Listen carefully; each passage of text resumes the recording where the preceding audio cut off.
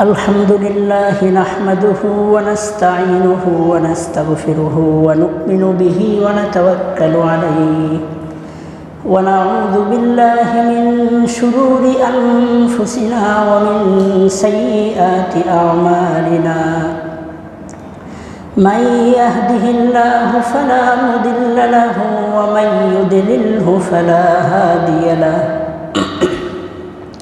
ونشهد أن لا إله إلا الله وحده لا شريك له ونشهد أن سيدنا وسندنا وحبيب ربنا وطبيب قلوبنا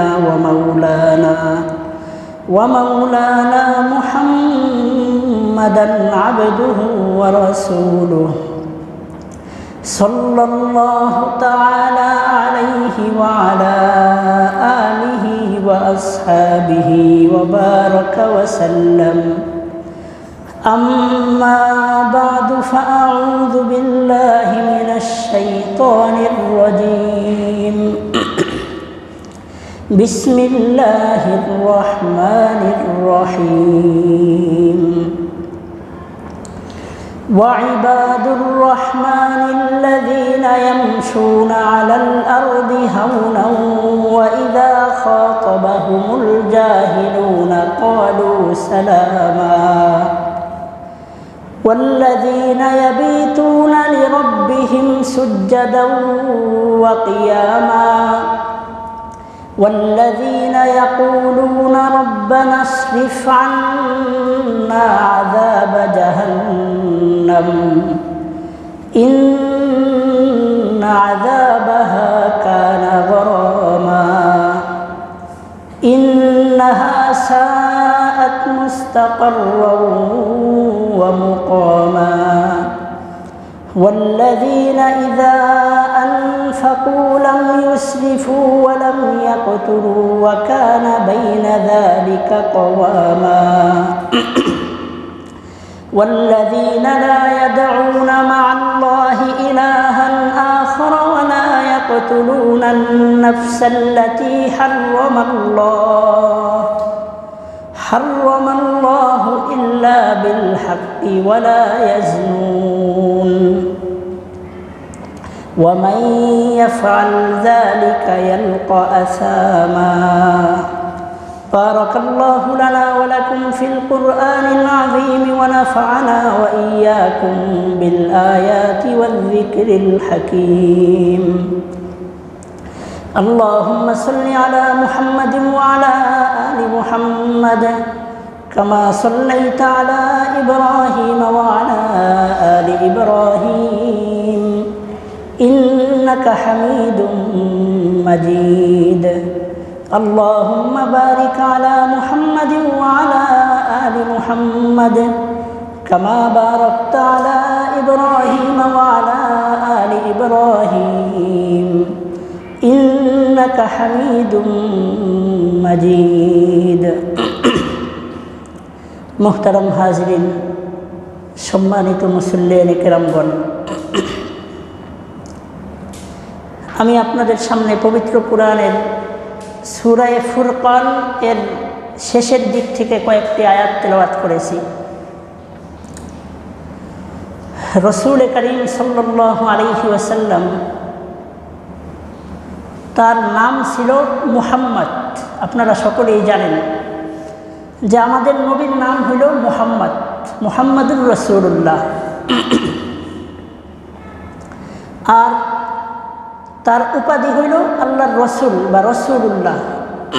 ঠিক তেমনিভাবে আল্লাহ তাআলার নাম হইল, সত্তাগত নাম হইল আল্লাহ। আল্লাহ আল্লাহ বলে আমরা জিকির করে থাকি, আল্লাহ তাআলার এইটা হলো সত্তাগত নাম। কিন্তু এই নামটা ছাড়াও আল্লাহ তাআলার আরও ৯৯টা নাম আছে, যেগুলো আপনারা সকলেই জানেন যে আল্লাহ তাআলার প্রসিদ্ধ ৯৯টা নাম আছে। এই নামগুলো যারা মুখস্থ করবে আল্লাহ তাআলা তাদের জন্য জান্নাতের ফয়সালা করবেন। তো আল্লাহ তাআলার যত নাম আছে সব নামগুলো গুণবাচক নাম। একটা নাম হইল আল্লাহ, এটা হইল সত্তাগত নাম, আর এই নামটা ছাড়া আরও অনেক নাম আল্লাহ তাআলার আছে, যেমন আর রহমান, আর রহিম, আল মালিক, আল কুদ্দুস, এরকম অনেক নাম। তো প্রত্যেকটা নামের এক একটা অর্থ আছে। আল্লাহ তাআলার প্রত্যেকটা গুণবাচক নামের এক একটা ভালো ভালো অর্থ আছে। এই জন্য আমরা বর্তমান সমাজের মুসলমানেরা আল্লাহ তাআলার যে গুণবাচক নাম, এই নামগুলো দিয়ে সাধারণত আমরা অনেকেই নাম রাখি। যেমন আল্লাহ তাআলার একটা নাম হইল রহমান। আমাদের মধ্যে অনেকের নাম থাকে আব্দুর রহমান। তো আল্লাহ তাআলার গুণবাচক নামগুলো দিয়ে যদি কোনো মানুষ নাম রাখতে চায়, তাহলে এখানে ওই নাম ধরে ডাকা যাবে না, তার নামের শুরুতে আব্দুল শব্দ লাগাইতে হবে। যেমন আব্দুল আজিজ, আব্দুল গফুর, আব্দুর রহমান, আব্দুর রহিম, এইভাবে আব্দুল শব্দ বলতে হবে। নাইলে তো আল্লাহর নাম হয়ে গেল, সে তো আর আল্লাহ না। এই জন্য আব্দুর রহমান বললে এর অর্থ হবে রহমানের বান্দা। এই জন্য আব্দুর শব্দটা শুরুতে লাগানো অত্যন্ত জরুরি। তো যাই হোক, আমি আজকে আপনাদের সামনে আল্লাহ তাআলার একটা নাম আছে রহমান। সূরা ফাতিহার মধ্যে আপনারা সকলেই জানেন আর রহমানির রহিম। এই যে আর রহমান আল্লাহর একটা নাম, এই নামের অর্থ সম্পর্কে কিছু কথা বলবো। আর রহমান অর্থ এমন দয়ালু, যিনি দুনিয়ার মধ্যে যারা আল্লাহর বিধান অনুযায়ী জীবনযাপন করে তাদের উপরেও দয়া করেন, আবার যারা আল্লাহর বিধানের বিরোধিতা করেন তাদের উপরেও আল্লাহ দয়া করেন। এটা হলো রহমান নামের অর্থ। মানে এমন দয়ালু, যে ব্যক্তি দয়া পাওয়ার উপযুক্ত তার উপরেও দয়া করেন, আর যারা দয়া পাওয়ার অনুপযুক্ত আল্লাহ তাদের উপরেও দয়া করেন। এটা হইল রহমান নামের অর্থ। এই জন্যই আল্লাহ তাআলা এই রহমান নামের প্রয়োগ ঘটাইতেছেন দুনিয়াতে ইহুদি খ্রিস্টানেরা এবং অনেকেই আল্লাহর বিধানের বিরুদ্ধে কথা বলে, কিন্তু আল্লাহ তাকেও সম্পদ দান করেন, তাকেও রিজিকের ব্যবস্থা করে দেন, তার জন্য সব কিছুর ব্যবস্থা আল্লাহ তাআলা করে দেন। এর কারণ হইল আল্লাহ তাআলা দুনিয়ার এই জীবনে হলো রহমান, এমন দয়ালু, যিনি তার ইবাদত যারা করবে তাদের প্রতিও দয়া করবেন, ইবাদত যারা না করবে তাদের প্রতিও দয়া করবেন। পক্ষান্তরে এরপরের শব্দ হলো রহিম। রহিম শব্দের অর্থ দয়ালু, কিন্তু ওইটার অর্থ হইল এমন দয়ালু যে দয়া পাওয়ার উপযুক্ত শুধু তার প্রতি দয়া করা হবে, অনুপযুক্ত ব্যক্তির উপরে দয়া করা হবে না। মুফাসসিরিন একরাম তাফসীরের কিতাবে লিখেছেন যে কিয়ামতের ময়দানে আল্লাহ তাআলা তার রহিম নামের প্রয়োগ ঘটাবেন।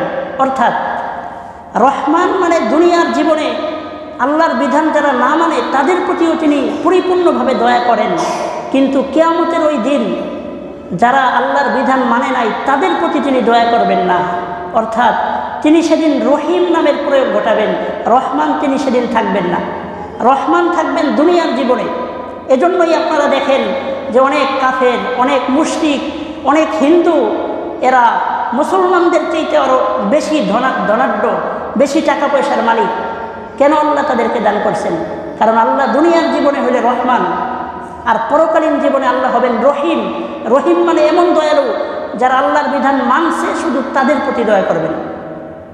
তো যাই হোক, আল্লাহ তাআলা পবিত্র কোরআনের দীর্ঘ 15টি আয়াতের মধ্যে রহমানের বান্দা কারা রহমানের বান্দা হইতে পারবে তাদের বৈশিষ্ট্য বলে আল্লাহ তাআলা সূরা ফুরকানের শেষের দিকের 15টি আয়াতের মধ্যে রহমানের বান্দাদের 12টি বৈশিষ্ট্যের কথা আলোচনা করেছেন। ওই আয়াতগুলোই আমি আপনাদের সামনে তেলাওয়াত করেছি। যেহেতু আল্লাহ তাআলা রহমান, এজন্য আমাদের তার বান্দা কিভাবে হতে হবে, আমরা কোন কাজগুলো করলে রহমানের বান্দা হইতে পারবো, এই কথাগুলো কোরআনের 15টি আয়াতের মধ্যে 12টি বৈশিষ্ট্য রহমানের বান্দাদের বর্ণিত হয়েছে। এই বৈশিষ্ট্যগুলো আমরা আজকে শুনব এবং ইনশাআল্লাহ এই বৈশিষ্ট্যে আমরা বৈশিষ্ট্যমান হব এবং এগুলো মেনে চলার চেষ্টা করব, তাহলে আমরা রহমানের প্রকৃত বান্দা হইতে পারব। প্রথম আয়াতে আল্লাহ বলেন, ওয়াইবাদুর রহমানিল্লাযীনা ইয়ামশুনা আলাল আরদি হাওনা ওয়া ইযা খাতাবাহুমুল জাহিলুনা ক্বালু সালামা। আল্লাহ বলেন রহমানের বান্দাদের প্রথম গুণ থাকবে তারা দুনিয়ার মধ্যে নম্রভাবে চলাফেরা করবে। দুনিয়ার মধ্যে তারা এমনভাবে চলাফেরা করবে একেবারে একটা মাটির মানুষ হিসেবে চলাফেরা করবে, কোনো রকমের অহংকার করবে না। এটা হলো রহমানের বান্দা হওয়ার জন্য প্রথম গুণ। দুনিয়ার জীবনে আপনাকে একজন মানুষ একটু খারাপ কথা বলেছে, আপনি বংশমর্যাদার দিক দিয়ে আর অনেক উপরের লোক, আপনি সাথে সাথে আপনার যত শক্তি আছে আপনি তার উপরে প্রয়োগ করা শুরু করলেন, তাহলে রহমানের বান্দা হওয়া যাবে না। আল্লাহ বলছেন ইয়ামশুনা আলাল আরদি হাওনা, যে দুনিয়ার মধ্যে এমনভাবে চলতে হবে যে সে একটা মাটির মানুষ। দুনিয়াতে তাকে তার বিরুদ্ধে অনেকেই অনেক কথা বলবে, কিন্তু সে সবসময় মনে করবে যে আমি তো রহমানের বান্দা, আমার অহংকার করলে দুনিয়াতে চলবে না, খুব নম্রভাবে থাকতে হবে। এটা হলো রহমানের বান্দা হওয়ার জন্যে প্রথম গুণ। সাহাবাই কেরাম এর মধ্যে কেমন ছিল, তাদের অহংকার কেমন ছিল, সাহাবাই কেরামদের জীবনী যদি আমরা পড়ি তাহলে আমরা দেখতে পাবো যে তাদের অহংকার কত কম ছিল। অহংকারের লেশ মাত্র তাদের মধ্যে ছিল না। কারণ এক হাদিসে আল্লাহর রাসূল বলছেন যে যার কলবের মধ্যে সরিষার দানা পরিমাণ অহংকার থাকবে, জান্নাতের ঘিরানো সে ছুঁকতে পারবে না, জান্নাতের ঘিরানো সে পাবে না। অহংকারের বিন্দু পরিমাণ যদি কারো অন্তরে থাকে। এজন্য মাটির মানুষ হওয়া চাই। দুনিয়ার জীবনে আল্লাহ তাআলা আমাদেরকে যত নিয়ামত দান করেছেন, এত নিয়ামতের শুকরিয়া তো কোনোদিন আদায় করে শেষ করা যাবে না।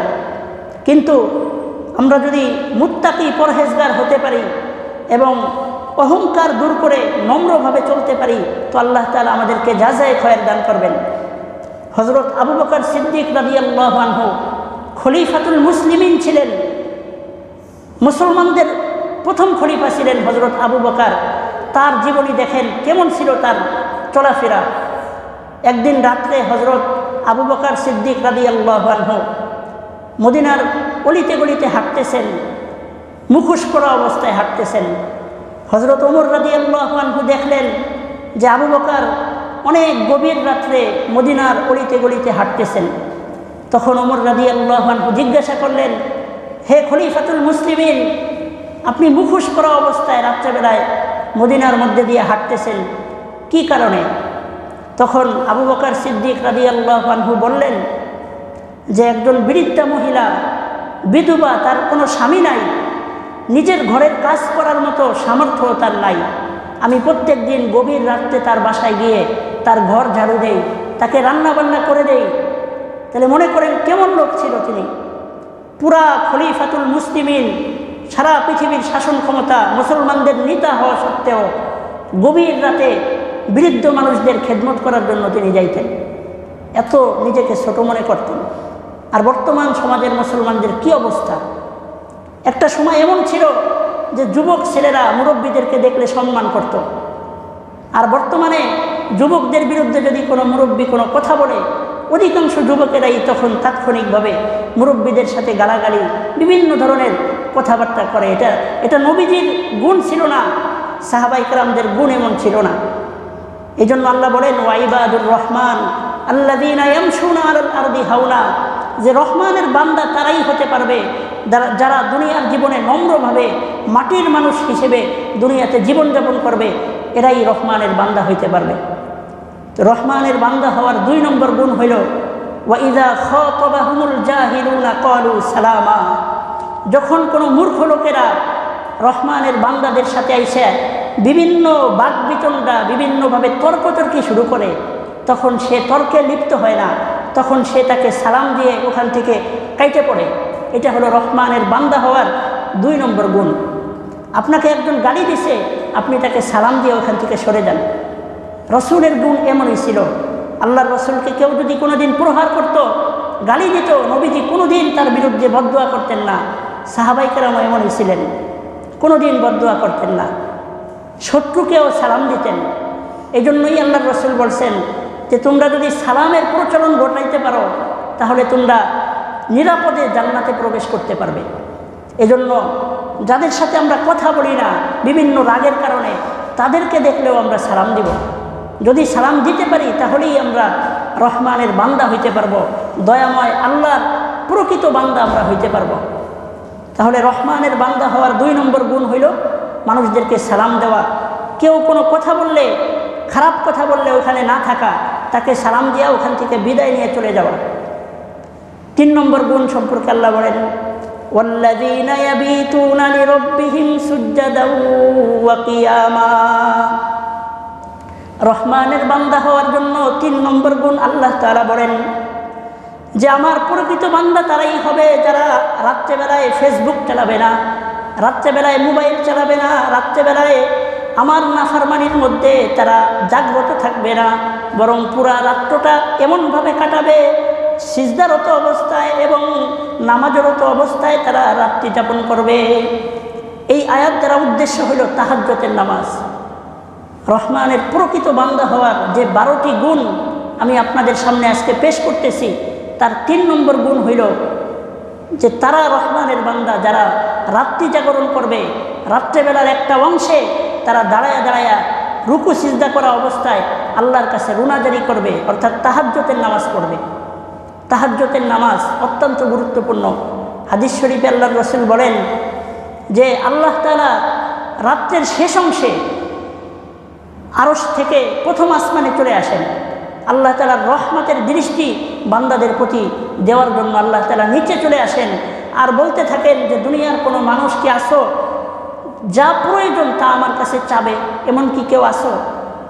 তোমরা কি আমার কাছে ক্ষমা চাবে, আমি তোমাদেরকে তাৎক্ষণিকভাবে ক্ষমা করে দিব। এইভাবে আল্লাহ তাআলা রাত্রের শেষ অংশে সাহারির সময় এসে বান্দাদেরকে ডাকতে থাকেন। এজন্য তাহাজ্জুদ অত্যন্ত গুরুত্বপূর্ণ ইবাদত। বুখারী শরীফের এক হাদিসে আছে যে রাসূল করিম সাল্লাল্লাহু আলাইহি ওয়াসাল্লামের জীবদ্দশায় জীবনেও কোনো দিন তাহাজ্জুদের নামাজ ছুটে যাওয়া তো দূরের কথা, কাজাও হয় নাই। পুরা জিন্দেগি নবীজি তাহাজ্জুদের নামাজ এত গুরুত্বের সাথে আদায় করতেন। 8 রাকাত তাহাজ্জুদ পড়া এটা সবচেয়ে ভালো।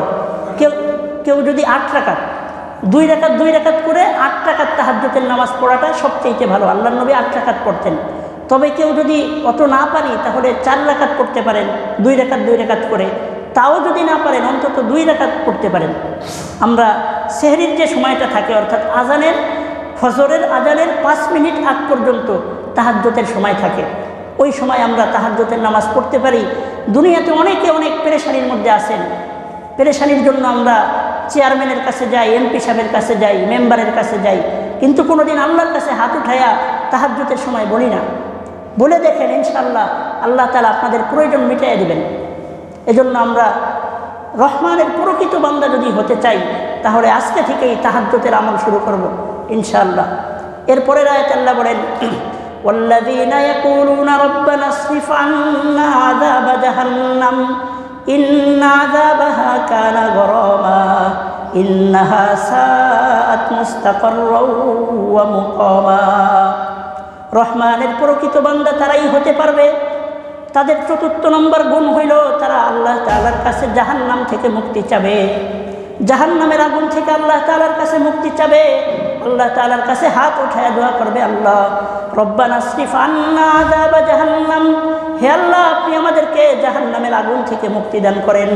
ইন্না আযাবাহা কানা গরামা, জাহান্নামের শাস্তি অনেক কঠিন শাস্তি। ইন্নাহা সাআত মুস্তাকাররাও ওয়া মুকামা, আর জাহান্নাম তো এমন একটা স্থান যেটা অত্যন্ত খারাপ এবং ভয়ানক একটা স্থান। তাহলে রহমানের প্রকৃত বান্দা হওয়ার জন্য 12টা গুণ আমাদের মধ্যে থাকতে হবে। তার মধ্যে 4র্থ নম্বর গুণ হইল আমরা জাহান্নাম থেকে আল্লাহ তাআলার কাছে মুক্তি চাব। প্রত্যেক নামাজের পরে, নামাজের মধ্যেও আমরা নামাজের মধ্যে যে দোয়া দুরূদগুলো পড়ি এর মধ্যেও জাহান্নাম থেকে মুক্তির দোয়া আছে।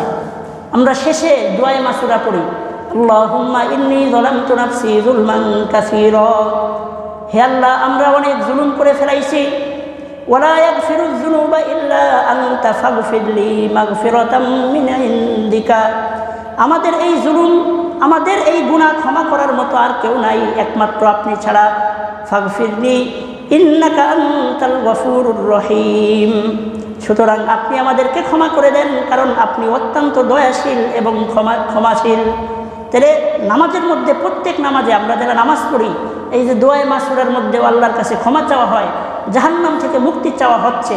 অনেকে আমরা না বোঝার কারণে জানি না, কিন্তু নামাজের সূরাগুলোর ভিতরেও আল্লাহর কাছে প্রত্যেক দিন দোয়া করা হয়। আল্লাহ তাআলা আমাদের এই দোয়া কবুলও করে থাকেন। তো আমরা জাহান্নাম থেকে আল্লাহর কাছে মুক্তি চাব। এটা হলো রহমানের বান্দাদের চতুর্থ গুণ। ওয়াল্লাযীনা ইয়াকুলুনা রাব্বানা হাব লানা, আর এর পরের আয়াতের মধ্যে আল্লাহ তাআলা বলেন ওয়াল্লাযীনা ইযা আনফাকু লাম ইউসরিফু ওয়া লাম ইয়াকতুরু ওয়া কানা বাইনা যালিকা কাওয়ামা। রহমানের বান্দাদের পঞ্চম গুণ আল্লাহ তাআলা ইরশাদ করেছেন।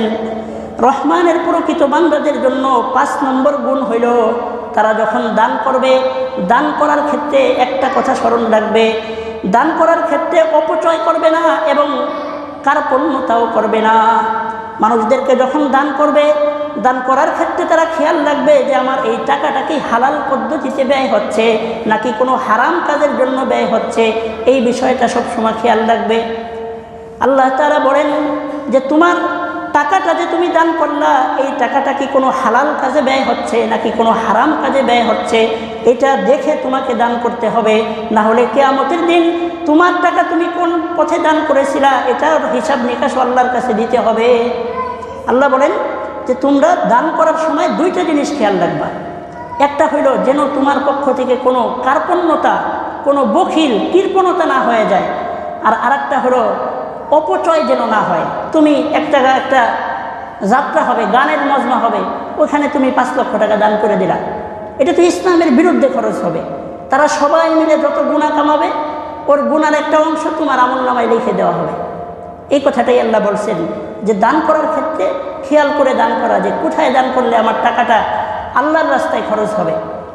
আর কৃপণতা না করা, কৃপণদের বিরুদ্ধে একটা কথা যে আমরা দুনিয়ার জীবনে লক্ষ্য করলে আপনারা দেখবেন অনেকে কোটি কোটি টাকার মালিক কিন্তু খরচ করে না, নিজেও একটা ভালো পোশাক পরে না, পরিবারকেও একটা ভালো খানা খাওয়ায় না।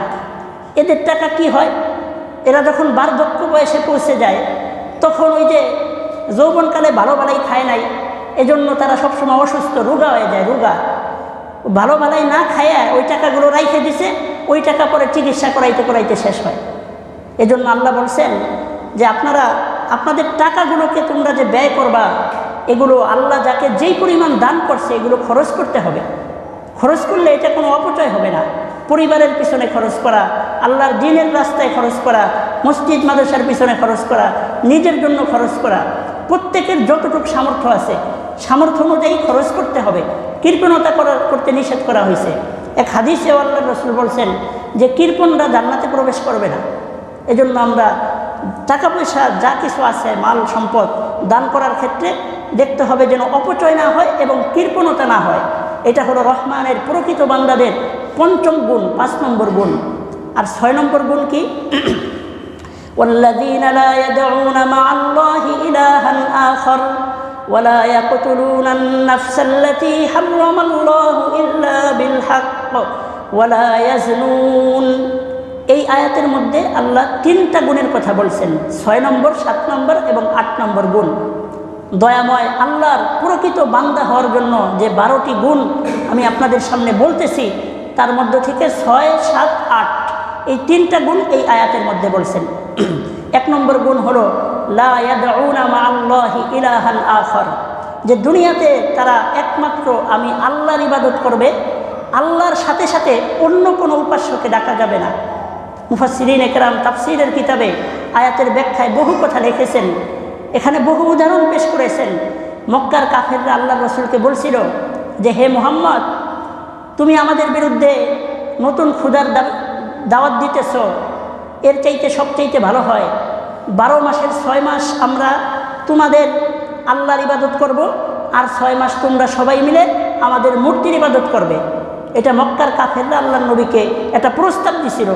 এই প্রস্তাবকে খণ্ডন করে এটাকে নাকচ ঘোষণা করে আল্লাহ তাআলা কোরআনের বিভিন্ন আয়াত নাজিল করেছেন। তার মধ্যে একটা আয়াত এটাও যে লা ইয়াদউনা মা'আল্লাহি ইলাহান আখার, যে আল্লাহকেও ডাকবে আবার পাশাপাশি অন্য উপাস্যদেরকেও ডাকবে, এটা হইতে পারবে না। ইসলাম অন্য কোনো ধর্মকে গ্রহণ করার মতো ধর্ম নয়। একমাত্র ইসলাম ধর্ম যারা পালন করবে এই ধর্মটাই আল্লাহর কাছে গ্রহণযোগ্য এবং এরাই জান্নাতি হবে। এজন্যই আল্লাহ বলেন যে রহমানের প্রকৃত বান্দা যদি তোমরা হতে চাও তাহলে লা ইয়াদউনা মা'আল্লাহি ইলাহান আখার, আল্লাহর সাথে অন্য অন্য উপাস্যদেরকে তোমরা ডাইকো না। এমনকি অন্য অন্য ধর্মাবলম্বীদের যে সমস্ত অনুষ্ঠান হয়, যে সমস্ত পূজা হয়, খ্রিস্টানদের অনুষ্ঠান হয়, হিন্দুদের অনুষ্ঠান হয়, এই সমস্ত অনুষ্ঠানে যাওয়া মুসলমানদের জন্য হারাম। এটা আল্লাহ এবং আল্লাহর রসুলের কথা, আমাদের বানানো কোনো কথা নয়। খ্রিস্টান এবং অমুসলিমদের কোনো অনুষ্ঠানে মুসলমানদের যাওয়া ঠিক না। এজন্য আমরা মুসলমানদের যে ধর্মীয় উৎসবগুলো আছে এগুলোর মধ্যেই সীমাবদ্ধ থাকব। অন্য অন্য ধর্মাবলম্বীদের উৎসবের মধ্যে আমরা যাব না। আপনি কুরবানির সময় যদি কোনো হিন্দুকে দাওয়াত দেন যে ভাই আসেন আমাদের বাড়ি এসে একটু গরুর গোশত খাইয়ে যান, কোনো হিন্দু আপনার কথায় রাজি হবে না। তাহলে আমরা কেন তাদের পূজায় যাব বলেন? হিন্দুরা তো আমাদের বাড়িতে এসে গরুর গোশত খাবে না, তাহলে আমরা কেন তাদের পূজা দেখার জন্য যাব? এটা আল্লাহ এবং আল্লাহর রাসূল নিষেধ করেছেন। তো এক নম্বর কথা, লা ইয়াদউনা মা'আল্লাহি ইলাহান আখার ওয়া লা ইয়াকতুলুনান নাফসাল্লাতী হারামাল্লাহ। এরপরে আল্লাহ বলেন যে আল্লাহ তাআলা যাদেরকে হত্যা করাকে হারাম করেছেন, এমন কাউকে হত্যা করা যদি কেউ করে তাহলে সে রহমানের বান্দা হইতে পারবে না। এটা হলো রহমানের বান্দা হওয়ার 7 নম্বর গুণ, যে অন্যায়ভাবে কোনো মানুষকে হত্যা করা যাবে না। ইসলাম ধর্ম কাউকে হত্যা করা শিখায় না। হত্যা এটা অত্যন্ত জঘন্যতম একটা কাজ। এক হাদিসে আল্লাহর রাসূল বলছেন এবং আল্লাহ তাআলা কোরআনেও বলেছেন যে একজন মুসলমানকে হত্যা করার অর্থ হইল, একজন মানুষকে হত্যা করার অর্থ হইল সারা দুনিয়ার সমস্ত মানুষদেরকে হত্যা করার মতো সমান হবে। এত জঘন্যতম একটা গুনাহ। প্রত্যেকটা মানুষ আরেকজন মানুষের কাছে আমানত। আরেকজন মানুষের গায়ে হাত দেওয়া এটা ইসলাম কোনোদিন সমর্থন করে না। এজন্য আল্লাহ বলেন যে কেউ যদি কাউকে অন্যায়ভাবে হত্যা করে তাহলে সে প্রকৃত আল্লাহর বান্দা হতে পারবে না। এটা হলো রহমানের বান্দাদের 7 নম্বর গুণ। 8 নম্বরে আল্লাহ বলেন ওয়ালা ইয়াজনুন, রহমানের প্রকৃত বান্দারা কোনোদিন জিনা করবে না। জিনা বলে কাকে? যে বিবাহ ছাড়া কোনো নরনারী কোনো মহিলাদের সাথে খারাপ কাজ করা। এই জিনার ব্যাপারে কোরআনের বহু আয়াত আছে। একদিন আপনাদের সামনে বিস্তারিতভাবে জিনা সম্পর্কে আলোচনা হবে। তো এই জিনার ব্যাপারে, জিনা কয়েক প্রকারের। একটা হলো চোখের জিনা, চোখ দিয়ে খারাপ জিনিস দেখা। এরপরে হাতের জিনা, হাত দিয়ে খারাপ জিনিস ধরা। কিয়ামতের দিন আমাদের চোখ, আমাদের হাত, আমাদের পা সাক্ষী দিয়ে দিবে যে এই হাত পা দিয়ে কোন খারাপ কাজগুলো করা হয়েছে। তো এই জন্য আল্লাহ বলেন যে রহমানের প্রকৃত বান্দারা কোনোদিন জিনা লিপ্ত হবে না। জিনার কাছ থেকে তারা নিজেদেরকে বিরত রাখবে। আর এই বিরত রাখার একেবারে সহজ পদ্ধতি হইল পর্দাপোশীদের সাথে চলাফেরা করা। এক আয়াতে আল্লাহ বলছেন যে হে মুসলমানের নারীরা, তোমরা বুরকা পরো, পর্দা করো। আমরা যদি পরিপূর্ণভাবে পর্দা করতে পারি, একেবারে 0% জিনার হার, ধর্ষণের হার 0%-এ নামানো সম্ভব। এই জন্যই মুসলমানদের রাষ্ট্রগুলো যেখানে হিজাব এবং বুরকাকে বাধ্যতামূলক করা হয়েছে, ওই সমস্ত রাষ্ট্রে কোনো জিনা, কোনো ধর্ষণের কথা শোনা যায় না। আমাদের বাংলাদেশ আল্লাহর রহমতে অনেক মুসলমানের স্ত্রীরা, কন্যারা, মেয়েরা এরা বুরকা পরে। এজন্য বাংলাদেশও আল্লাহর রহমতে অনেকটাই নিরাপদ আছে ইউরোপ কান্ট্রির তুলনায়। তো ইউরোপিয়ান যে সমস্ত রাষ্ট্রে মুসলমানের বাচ্চা, ইহুদি খ্রিস্টানদের বাচ্চাগুলো কোনো মানুষের মতো জন্ম হয় না, পশুর মতো জন্ম হয়। তাদের কোনো পিতার কোনো পরিচয়ই নাই। আমার পিতাকে আমি জানবো তো দূরের কথা, আমার মাই জানে না যে আমার পিতাকে। কারণ ওই মা একদিন একটা পার্কে একজনের সাথে রাত্রি যাপন করছে, আরেকদিন একটা ক্লাবে আরেকজন পুরুষের সাথে রাত্রি যাপন করছে, আরেকদিন একটা বাড়িতে আরেকজন পুরুষের সাথে রাত্রি যাপন করছে। কবে যে তার গর্ভে সন্তান আসছে সে নিজেই জানে না। এটা হলো ইহুদি খ্রিস্টানদের অবস্থা। এর একমাত্র কারণ হইল তাদের দেশে পর্দার কোনো বিধান নাই। তাদের দেশের মেয়েরা কোনো বুরকা পরে না, পর্দায় বেপর্দায় চলে। এজন্যই তারা গভীরভাবে চক্রান্তের মাধ্যমে এই মুসলমানদের যে রাষ্ট্রগুলো আছে এইখানেও স্লোগান উঠাইতে চাচ্ছে যে মুসলমানদের নরনারীদেরকে হুজুররা নাকি বুরকার দিয়ে একটা তাদেরকে আবদ্ধ করে রাখতে চাচ্ছে। নাউজুবিল্লাহ। বুরকার বিধান তো আল্লাহ কোরআনে দিছে, হুজুররা কেন দিবে? হুজুরদের এখানে কি স্বার্থ আছে? কোরআনের মধ্যে আল্লাহ তাআলা বুরকার বিধান দিছে যাতে করে মুসলমান মা বোনদের ইজ্জত কোনো ইহুদি খ্রিস্টান, কোনো অমুসলিমরা বা কোনো হায়না জানোয়াররা মুসলমানদের মা বোনদের ইজ্জত নিয়ে সিনেমিনি খেলতে না পারে। এজন্য আল্লাহ তাআলা আমাদেরকে বুরকার বিধান দিয়েছে। আমরা আমাদের পরিবারকে বলবো বুরকা পরার কথা, আস্তে আস্তে এই সমাজটা সুন্দর হয়ে যাবে ইনশাআল্লাহ। তাহলে রহমানের প্রকৃত বান্দাদের 12টি গুণ সম্পর্কে আলোচনা চলছে, তার মধ্যে 9টা গুণ সম্পর্কে আলোচনা হইল। 10 নম্বরে আল্লাহ তাআলা বলেন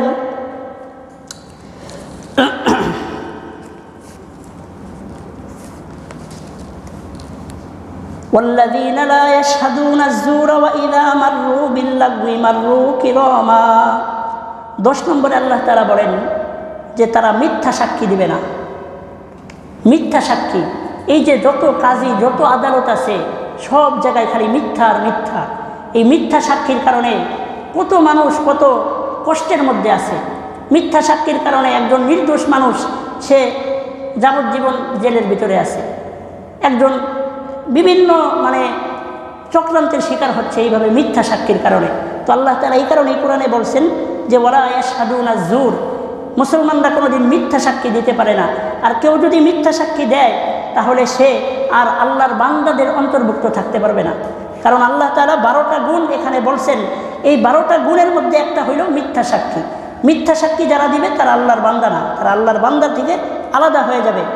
আর এরপরে আল্লাহ বলেন ওয়াইদা মাররু বিল্লাগwi মাররু কিরামা, যখন তাদের সামনে আল্লাহর বান্দাদের সামনে কোনো মানুষ খারাপ কথা বলে, অপদস্থ কথা বলে, গালিগালাজ করে, তখন সে আস্তে করে ওখান থেকে কেটে পড়ে।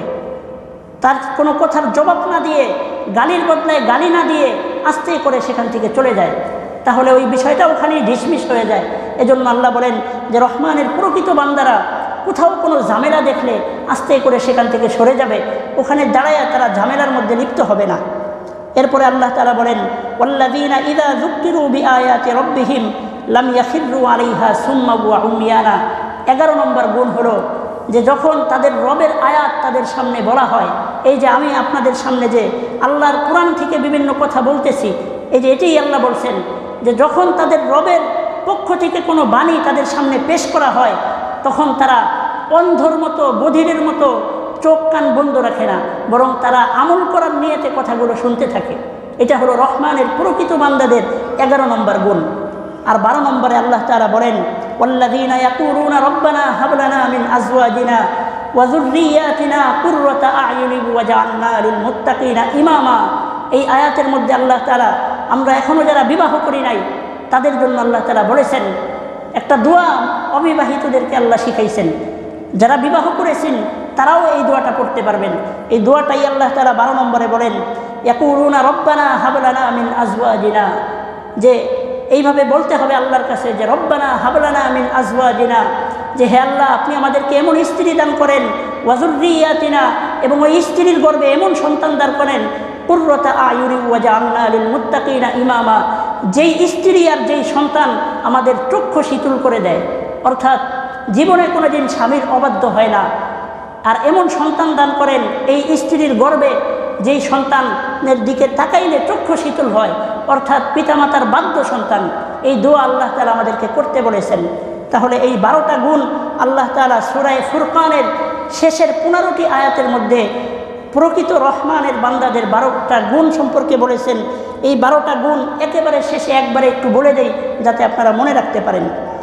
1 নম্বর গুণের কথা বলা হয়েছে, জমিনের মধ্যে তারা বিনয় নম্রভাবে চলবে, অহংকার করবে না। 2 নম্বরে মানুষদেরকে সালাম দিবে। 3 নম্বরে তারা রাত্রেবেলায় তাহাজ্জুদের নামাজ পড়বে। 4 নম্বরে জাহান্নাম থেকে মুক্তি চাবে। 5 নম্বরে তারা যখন দান করবে তখন তারা 2টা জিনিস খেয়াল রাখবে, এক হলো অপচয় করবে না এবং কার্পণ্যতা করবে না। 6 নম্বরে আল্লাহর সাথে অন্য কোনো উপাস্যদেরকে ডাকবে না। 7 নম্বরে অন্যায়ভাবে কাউকে হত্যা করবে না। 8 নম্বরে তারা জিনার মধ্যে লিপ্ত হবে না। আর 9 নম্বরে তারা মিথ্যা সাক্ষী দিবে না। 10 নম্বরে তারা তাদের সামনে কেউ খারাপ কথা বললে ওই কথায় কান না দিয়ে তারা ওখান থেকে সরে যাবে।